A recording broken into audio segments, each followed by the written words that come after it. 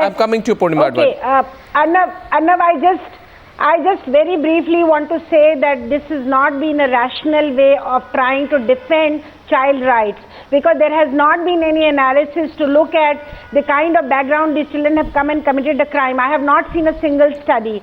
Secondly, after the crime committed, they have done repeat crime. We have those kind of cases in front of us, but we do not have the cases where they got reformed and got integrated into the society. So I think we need to be looking at those facts and data to really support the point of view we are saying. So there is intent of the crime, there has to be the nature of the crime, and also if the crime has been done with the gruesome nature, rarest of the rare crime, if these are the situations, we have to revisit the law, we have to make exception in the law. And we cannot keep repeating things just for the sake of repeating things. We need to look at this. Yes, absolutely. But, you know, Kavita Srivastava, I know your hand went up. Subhashini, before I come to you, I'd like to get the contrary position. Revisit your situation. Revisit the context. You know how it is being misused? Let me give one more example. Being a minor is used as a convenient excuse because the law treats juveniles, however heinous their crime, with kid gloves. Let me give you one example. Ashiana gang rape case. You know about it? The prime accused who brutally raped a minor, Subhashini Ali, I'm sure knows about it. I think this is from Uttar Pradesh. That was what I was referring to. Yeah, so that's what I was referring to. So, I'm fighting that case. Yeah, so what happened in that case? We are fighting that case. Yeah, so I won't tell our viewers what happened in that case. Kavita Srivastava, let me tell the brutal reality to our viewers. No, let me tell the brutal reality to our viewers. Okay. I'll tell the brutal reality. Okay. And then you can give your perspective. Yeah.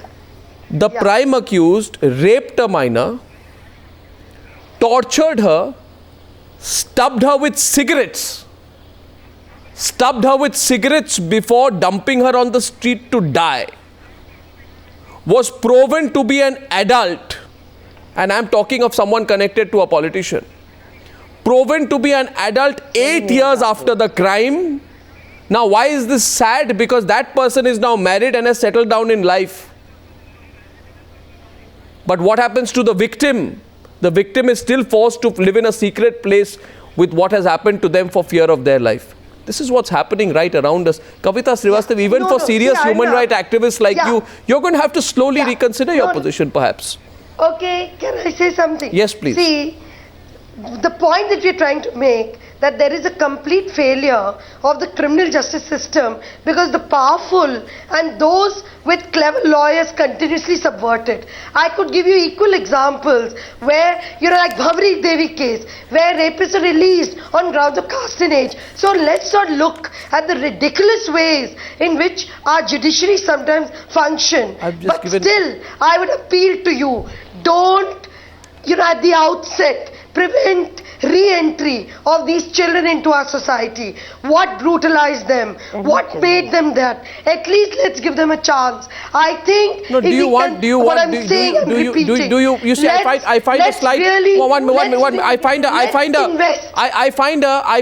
find a slight incongruence, if I may, in your line of argument and in Malavika's line of argument. If you may, please, I'd just like to elucidate where I feel there's an incongruence. Arnab, look at the budget of reform. May I please? No, just 1 minute. Look, 1 minute. Look at the budget of reform. May I please? Look at the budgets, what are paid to people. People, you know, we run a home. We are given money from the central government of wages. No, but I'll tell you why I find it an incongruence. Please. I'll tell you why I find an incongruence. No, please. I'll tell you. No, 1 second. Allow me. You are not. Allow me, Kavita. You know, should we eliminate? 1 minute. Allow me, Kavita.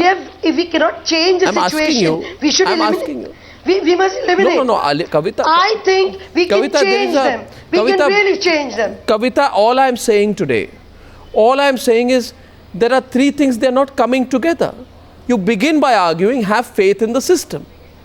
Right? 1 minute. Have faith in the system. No. 1 minute. 1 minute, please. That. 1 minute, please. The basic argument is reform the system. The system is not working. I've just proven the system is also misused. The system does not reform. That happens. The system does not reform. There's a complete failure of the criminal justice system. So change the law. Change the law. No, not the law. Change your entire procedure. Are you convinced? The way judges deal with things. Are you convinced? Change our homes. Are you convinced? Change the way police looks. The way the prosecution presents. One minute, Kavita. It's a whole lot of I'm asking things. you with all sincerity, Kavita. I'm asking just one. Allow me to complete. My question is, are you convinced that the 17-year-old who raped a minor for 3 successive days and came out saying, I'm a minor at the time of the crime, are you convinced the fellow has been reformed? One. B, allow me. And if you are not convinced the fellow is reformed by all I know. If 1 minute. That means you have an unreformed. 1 minute. That means you have an unreformed criminal back on the streets, completely capable of repeating the crime. Why are you not? No, please place the culpability on the people who are running the home, on the social justice department, which is supposed the social welfare department. The culpability is of all the responsibility of all those people. We have restorative justice. We don't want retribution for all our children. Please, 13, do you want to hang the 14? Well, you know, I'll tell you. 14-year-old, what is this? I'll tell you what. Please, I don't want to hang. All I'm saying, my job is to ask the questions. I am not, Kavita, South Africa did it. South Africa did it. They brought reforms into their homes. Please, these are children without parental guidance. They've done it in a moment. Kavita Srivastava, please listen to me. Kindly listen to me. This fellow was leading the others in the Nirbhaya case. He led the gang rape. He was not following them. So that argument is also misplaced. I now want to go. I want to go to Subhashini Ali. Subhashini Ali. Subhash, 1 minute, please. Let me go across to Subhashini Ali for a minute, please. Subhashini Ali, this argument can continue. At one point, the argument should not be academic. The argument has to become real. It has to help me ensure this kind of crime doesn't happen. That's all. The argument cannot be theoretical, given what's happening all around us. Can it? I think it is wrong to feel that things cannot be changed, that laws are static and laws cannot be changed, or understanding of situations cannot be changed. I think that with the experience that is coming, and I think that eminent people like Soli ji and others have also spoken about it, that when you have people, say, between 16 and 18, and I've talked about the school certificate business, the ages one is really unsure about. There's this margin of 6 months which seems to make all the difference. I really think that that's a bit, it's a bit unreasonable.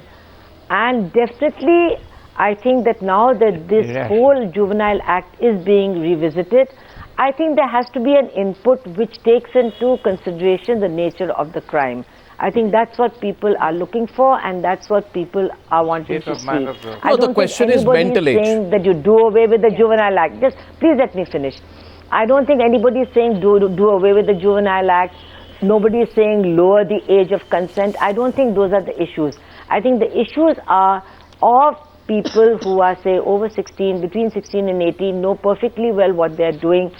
Is there a way in which they can be held accountable for the terrible crimes that they commit, number one?